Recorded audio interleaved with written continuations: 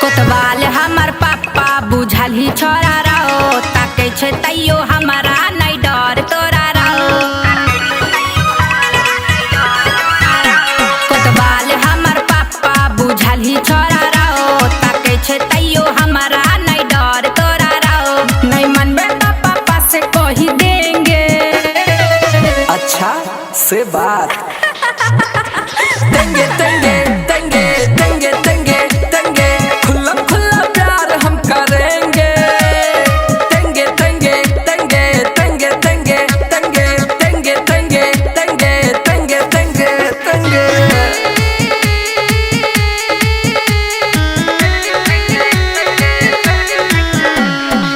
अभी आप सुन रहे हैं जय श्री कैसेट कंपनी की प्रस्तुति।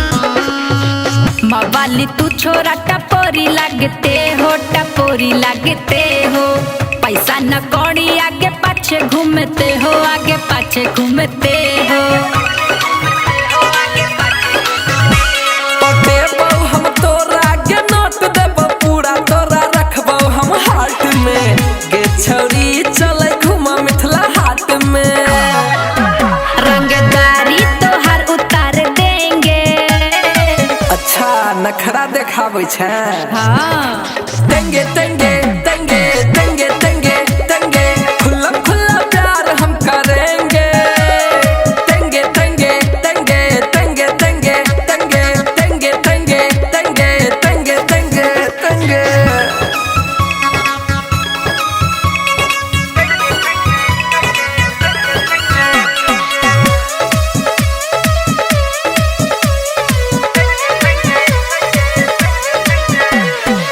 खेलबे अंगार से तो हाथ जरे जेतो रे, हाथ जरे जेतो।